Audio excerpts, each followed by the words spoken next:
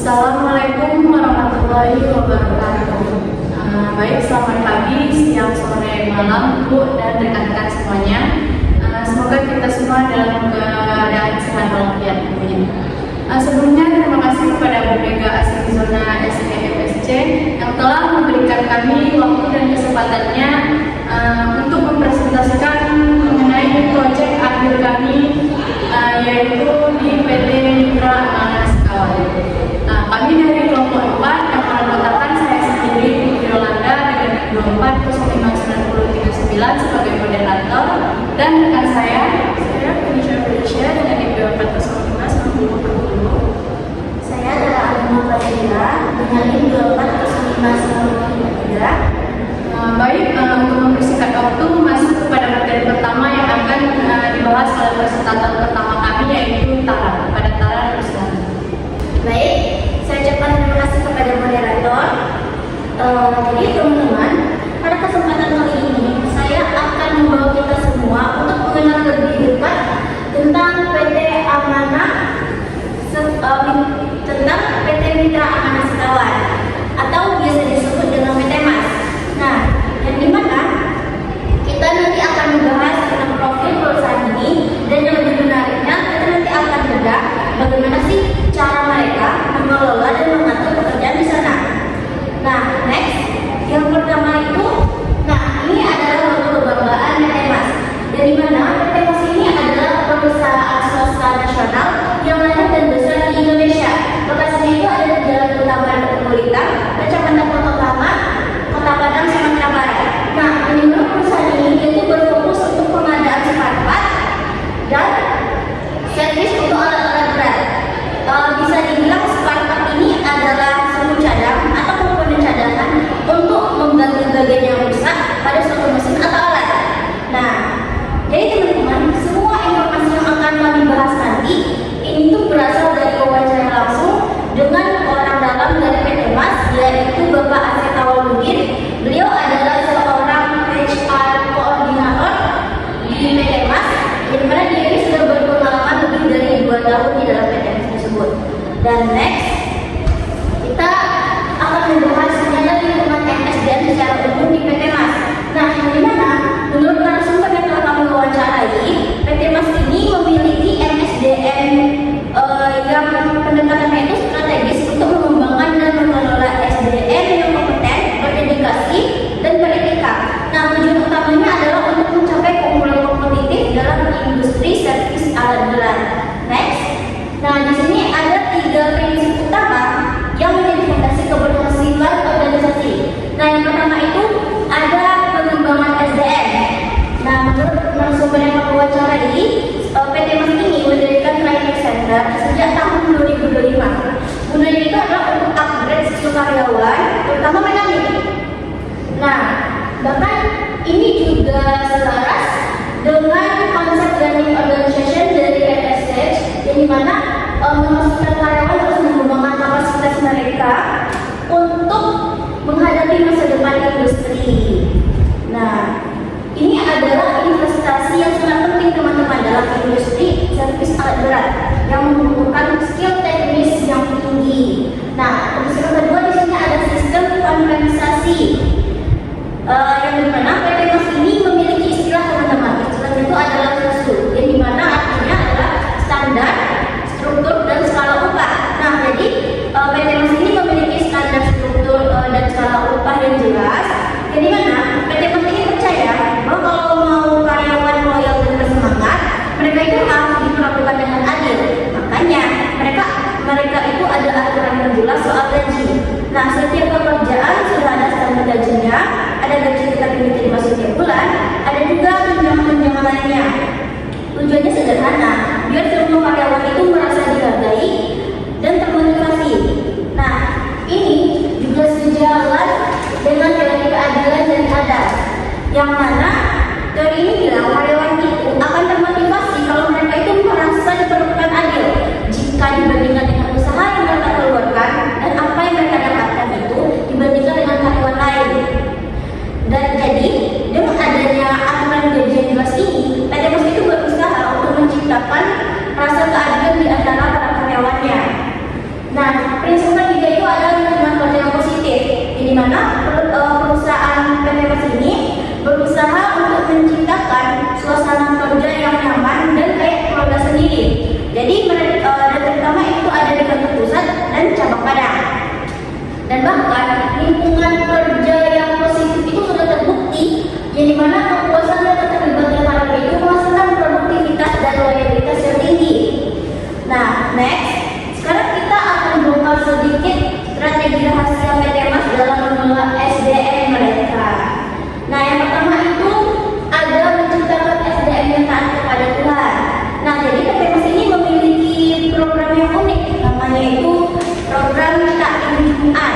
Nah, ini adalah suatu wadah untuk membentuk SDM kompeten serta beretika sesuai visi dari perusahaan. Dan hal ini kalau misalkan di nilai agama itu bisa juga memperkuat budaya organisasi dan meningkatkan moral karyawan. Nah, yang kedua itu ada mencetak tenaga kerja yang kompeten dengan training center. Nah, jadi di PT Mas ini mereka itu pengembangan kompetensi mekanik itu sebagai garda terdepan sangat diprioritaskan teman-teman. Kenapa? Soalnya mereka itu sadar betul bahwa mekanik itu adalah ujung tombak dari perusahaan.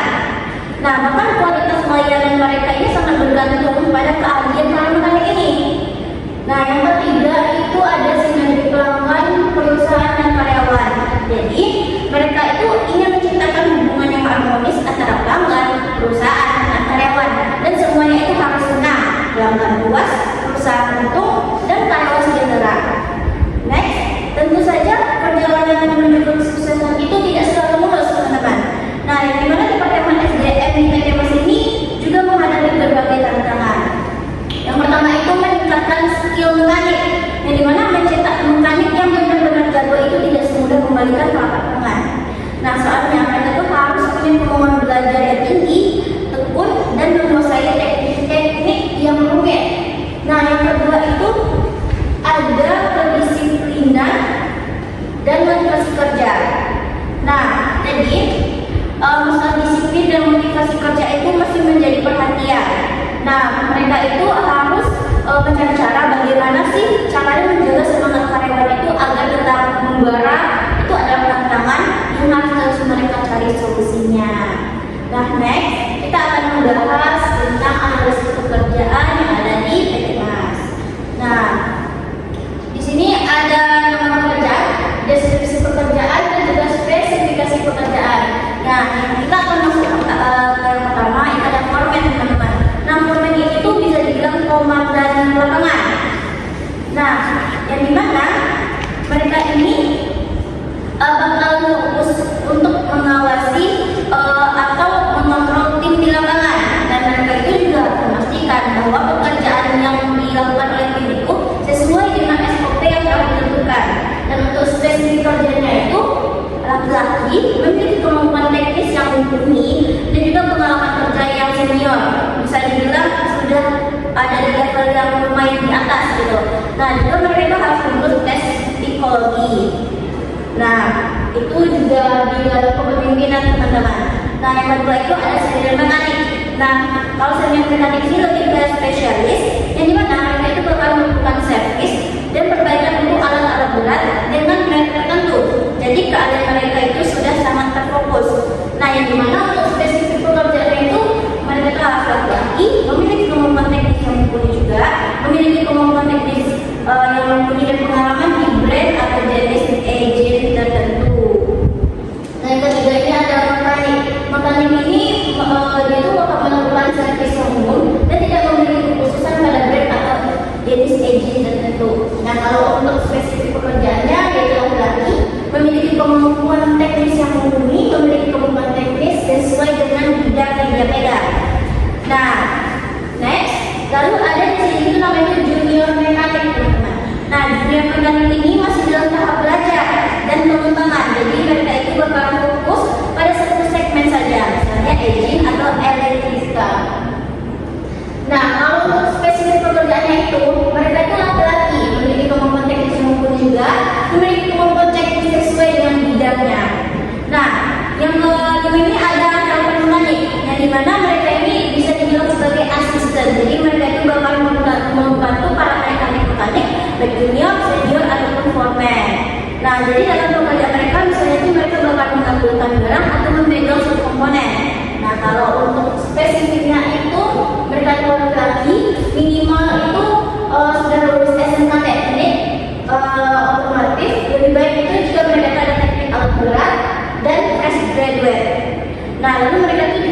memiliki pengetahuan tentang tools, hand tools, dan special tools.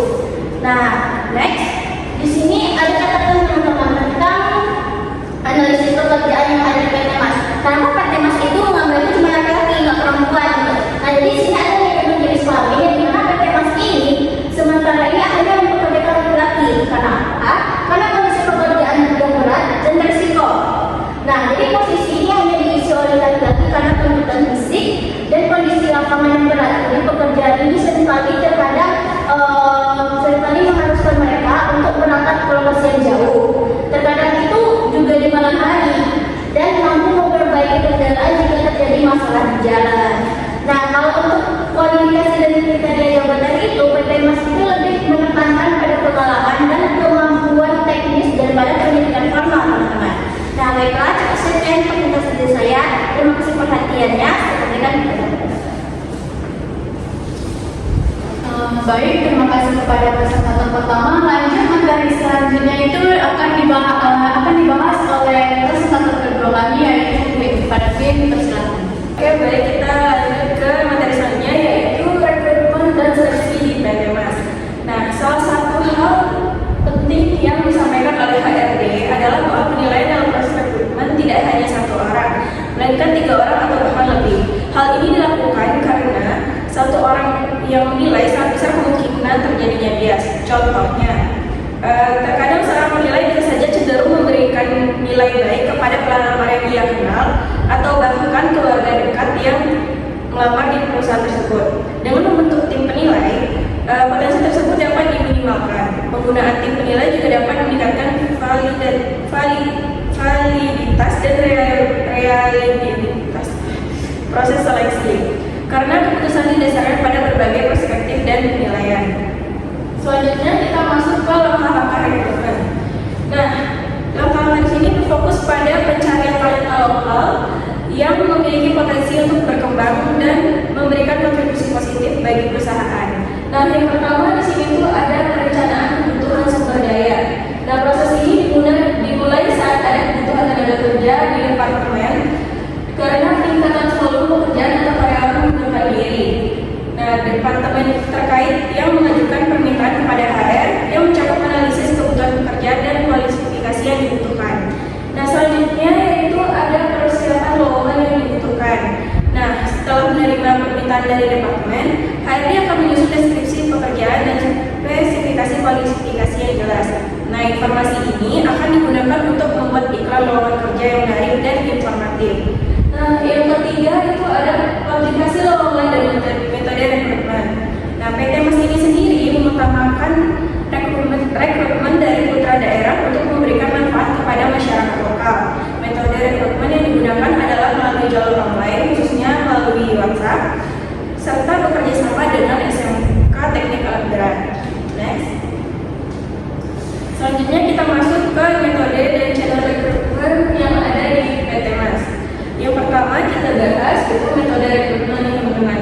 Nah, metode rekrutmen di sini PT Mitra Anas Kawan cenderung menggunakan metode rekrutmen eksternal.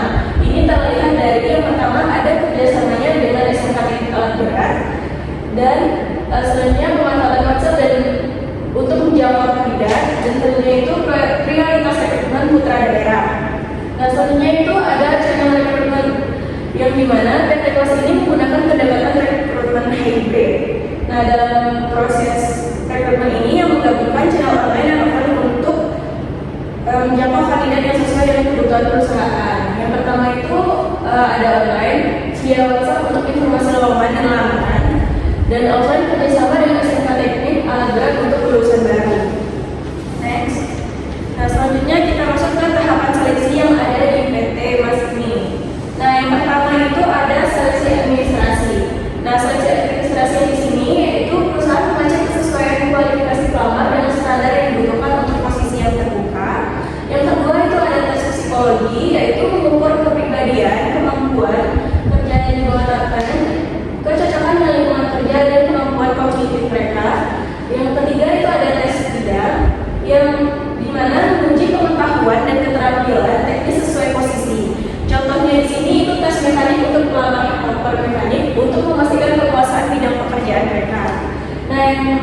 Terakhir yaitu ada wawancara. Nah, di sini tuh wawancaranya menilai kompetensi teknis, komunikasi, attitude, penyampaian diri, dan kesesuaian karakter dengan budaya perusahaan. Next. Selanjutnya kita masuk ke tahapan seleksi yang ada di PT Mas. Nah, di sini tuh ada penilaian akhir.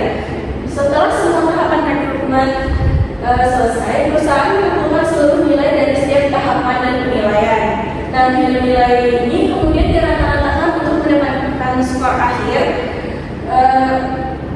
Setiap pelamar dengan skor tertinggi akan dihubungi pertama kali untuk proses negosiasi gaji dan penawaran kerja. Nah, di situ sistem ini memastikan proses rekrutmen yang terukur dan objektif, meminimalkan bias, serta menghindari praktik nepotisme atau favoritisme sehingga keputusan yang diambil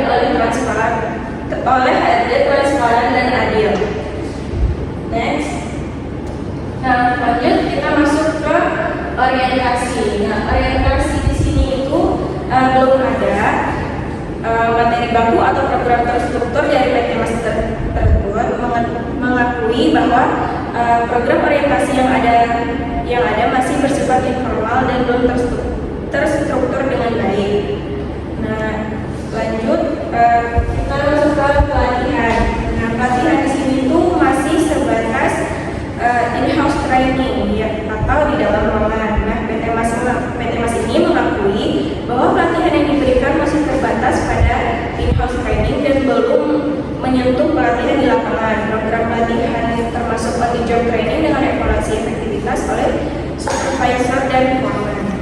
Okay, next. Selanjutnya kita masuk ke sistem kompensasi yang ada di PT Mas. Nah, jenis kompensasi di sini ada dua. Yang pertama ada kompensasi langsung dan kompensasi tidak langsung. Nah, yang pertama itu ada kompensasi langsung. Kompensasi finansialnya itu gaji tetap bulanan dan insentif sales. Nah, sedangkan kompensasi dan finansialnya itu pengakuan dan penghargaan lingkungan kerja yang nyaman dan kekeluargaan. Nah, yang kedua ada kompensasi tidak langsung atau benefit. Nah, kompensasi finansialnya itu dari bonus tahunan, THR, dan tunjangan, transportasi.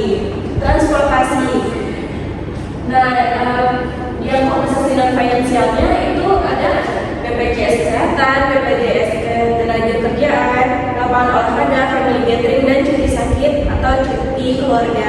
Next, lanjut kita masuk ke manajemen kinerja yang ada di PT Mas.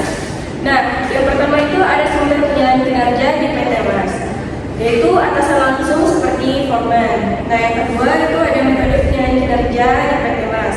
Nah, skala penilaian atau rating sales menilai keterampilan teknis, kecepatan kerja, kualitas kebaikan, kepatuhan terhadap prosedur K3, dan kemampuan memecahkan masalah.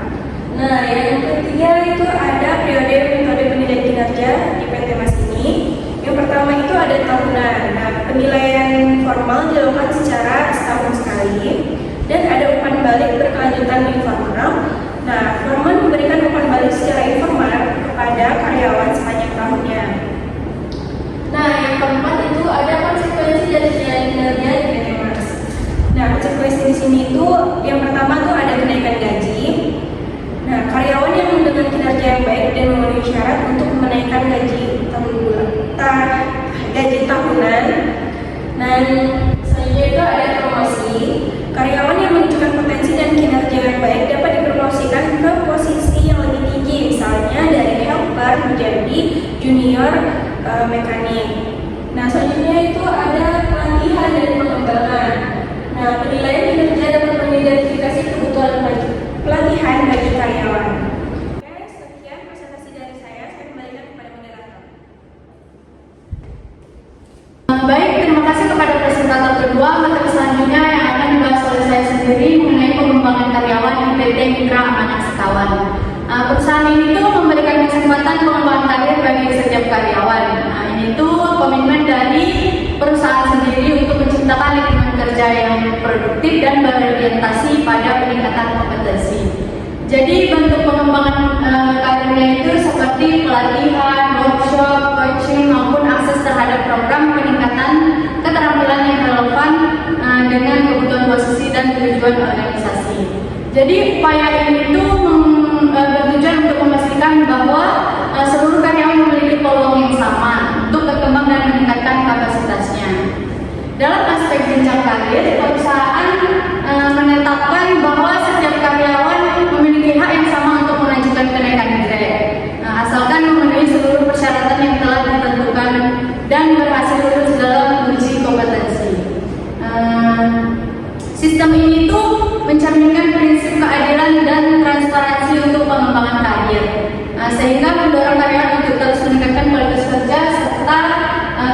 organisasi profesional.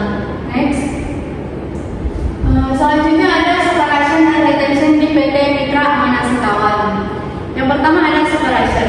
Di PT ini proses separation itu atau pemisahan kerja terjadi karena pengunduran diri sukarela dari karyawan. Berdasarkan exit interview yang dilakukan secara berkala, dapat diketahui bahwa alasan utama karyawan mengundurkan diri bukanlah ketidakpuasan terhadap perusahaan, melainkan lebih banyak dipengaruhi oleh faktor personal.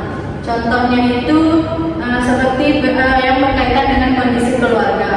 Banyak karyawan yang menyampaikan bahwa mereka harus mendampingi keluarga, tidak ada istri setelah menikah, atau mengalami kesulitan membawa pasangan ke lokasi PT Mitra Amanah Sekawan.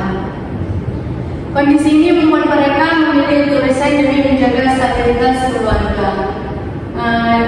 Selanjutnya ada retention. Dalam upaya mempertahankan karyawan yang berkinerja dengan baik, PT Mitra Amanah Sekawan ini menerapkan strategi retensi yang berfokus pada peningkatan kesejahteraan dan motivasi kerja. Salah satu pendekatan utamanya itu memberikan kompensasi berbasis performa. Perusahaan memberikan kenaikan gaji berdasarkan kualitas performa karyawan, seperti kemampuan belajar yang cepat, kedisiplinan, kualitas hasil kerja, kontribusi terhadap tim, dan inisiatif yang ditunjukkan. Karyawan yang memiliki performa lebih tinggi mendapatkan kenaikan gaji lebih cepat dibandingkan rekan dengan masa kerja yang sama. Contohnya itu ketika ada 3 helper yang direkrut, tetapi hanya satu yang menunjukkan performanya lebih jauh atau lebih tinggi dari helper yang lain, dan dia mendapatkan kenaikan gaji lebih cepat dibanding rekan kerja yang lain. Next. Yang selanjutnya ada serikat buruh di PT Mitra Amanah Sekawan. Untuk saat ini di PT Mitra Amanah Sekawan belum memiliki serikat buruh karena berdasarkan evaluasi internal belum terdapat kebutuhan mendesak yang signifikan. Karyawan lebih memilih jalur komunikasi langsung dengan atasan dan manajemen untuk menyampaikan permasalahan atau aspirasi. Pendekatan ini itu dinilai efektif dalam menyelesaikan isu-isu yang muncul secara cepat dan tepat. Meskipun di PT Mitra Amanah Sekawan ini menyadari pentingnya representasi karyawan yang terstruktur. Oleh karena itu, perusahaan tetap membuka diri terhadap kemungkinan pembentukan serikat buruh di masa yang akan datang. Jadi keputusan ini itu akan didasarkan pada kebutuhan dan permintaan nyata dari karyawan serta pertimbangan matang mengenai manfaat dan produktivitas serikat buruh dan meningkatkan kesejahteraan hubungan industrial di perusahaan. Next. Selanjutnya ada kesehatan dan keselamatan kerja atau K3 di PT Mitra Amanah Sekawan. PT Mitra Amanah Sekawan ini merupakan perusahaan yang tingkat risikonya itu cukup tinggi karena aktivitas utama berada di bidang servis alat berat. Pekerjaannya seperti pengecatan, pengelasan atau pembongkaran unit. Oleh karena itu, PT MAS perlu mengidentifikasi, mengendalikan serta mengelola berbagai faktor risiko untuk mencegah terjadinya kecelakaan kerja. Yang pertama, di sini ada 3 poin yang akan dibahas dalam K3. Yang pertama itu ada tindakan pencegahan. Jadi PT MAS sendiri menunjukkan komitmen kuat terhadap keselamatan kerja dengan menghadirkan petugas khusus K3 yang bertanggung jawab untuk menyusun, mengembangkan, dan memastikan seluruh program K3 berjalan sesuai ketentuan serta peraturan yang berlaku. Perusahaan juga menyediakan APD lengkap sesuai risiko kerja seperti helm keselamatan, kacamata, face shield, masker, penutup telinga, sarung tangan, sepatu keselamatan, pakaian pelindung, serta rompi keselamatan. Jadi PT MAS ini juga setiap pagi melakukan briefing untuk membahas rencana kerja sekaligus mengingatkan prosedur keselamatan dan potensi bahaya. Selain itu, penerapan SOP keselamatan diawasi langsung oleh monitor melalui CCTV di titik-titik strategis. Yang kedua itu ada kepatuhan terhadap K3. Jadi di PT MAS sendiri dalam menjalankan prosedur K3 menjadi salah satu fokus penting perusahaan. Pengawasan dilakukan baik secara langsung oleh supervisor maupun melalui rekaman CCTV untuk memastikan bahwa seluruh pekerja menggunakan APD secara benar dan mengikuti prosedur keselamatan yang telah ditentukan. Untuk kedepannya PT MAS ini perlu terus mengembangkan sistem monitoring yang lebih sistematis agar evaluasi keputusan dan kepatuhan dapat dilakukan secara lebih efektif dan berkelanjutan. Yang ketiga itu ada catatan keselamatan kerja. Jadi pada tahun 2024 itu ada satu kasus kecelakaan ringan yang tercatat di PT Mitra Amanah Sekawan. Jadi salah satu insidennya yang terjadi ini adalah karyawan mengalami cedera akibat terhimpit karena alat hidrolik yang digunakan tidak berfokus dengan baik. Meskipun tidak ada kecelakaan berat yang dilaporkan, kejadian ini menunjukkan bahwa pemeliharaan peralatan dan inspeksi berkala sangat penting dilakukan. Peralatan yang rusak atau tidak berfungsi dapat meningkatkan risiko kecelakaan, sehingga kontrol kondisi alat kerja menjadi aspek yang tidak bisa diabaikan dalam penerapan K3. Next. Selanjutnya itu ada manajemen sumber daya manusia global di PT Mitra Amanah Sekawan. PT Mitra Amanah Sekawan ini merupakan perusahaan jasa dan distribusi yang berkomitmen memberikan layanan profesional serta membangun kemitraan jangka panjang. Saat ini PT MAS beroperasi dalam lingkup nasional dengan fokus pada pemenuhan kebutuhan pasar domestik. Wilayah operasionalnya seperti di Sumatera, Jawa, dan sebagian Indonesia Timur dengan penyesuaian strategi layanan, pemasaran dan pengelolaan sumber daya manusia agar kualitas pelayanan tetap merata di seluruh daerah. Fokus nasional ini dipilih karena potensi pasar dalam negeri yang masih besar serta pertimbangan efisiensi sumber daya. Jadi di PT MAS ini memprioritaskan penguatan fondasi internal sebelum mempertimbangkan ekspansi internasional. Strategi bisnis perusahaan mencakup penguatan jaringan kemitraan, optimalisasi sumber daya, dan peningkatan kualitas layanan. Next. Selanjutnya ada manajemen pengetahuan atau knowledge management di PT Mitra Amanah Sekawan. Praktik knowledge management di PT Mitra Amanah Sekawan ini masih berjalan secara informal, terutama dalam orientasi karyawan baru.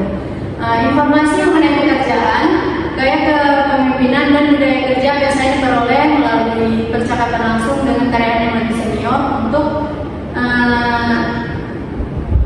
mendapatkan informasi yang detail. Pendekatan ini tuh dianggap membantu karyawan yang berpengalaman dapat bertanya bebas kepada karyawan yang sudah bekerja di PT tersebut. Namun sistem yang informal ini juga menimbulkan tantangan. Informasi yang sering diberikan ini seringkali bergantung pada sudut pandang individu sehingga tidak selalu konsisten. Prosesnya juga kurang efisien karena memerlukan waktu dan tidak memiliki dokumentasi yang jelas. Akhirnya pengetahuan yang dibagikan sulit dipelihara dan dikembangkan menjadi sistem pengetahuan yang lebih terstruktur untuk mendukung kebutuhan perusahaan ke depan. Next. Jadi kesimpulannya dari praktik manajemen sumber daya di PT MAS ini, praktik manajemen di PT ini umumnya sudah berjalan dengan baik dan mendukung kebutuhan bisnis sebagai penyedia spare part dan jenis servis alat berat. Perusahaan berfokus pada pengembangan kompetensi, lingkungan kerja yang positif, dan kompensasi berbasis performa. Fungsi-fungsi manajemen sumber daya manusia seperti rekrutmen, seleksi, orientasi, pelatihan, penilaian kerja, dan pengembangan karir yang telah diterapkan.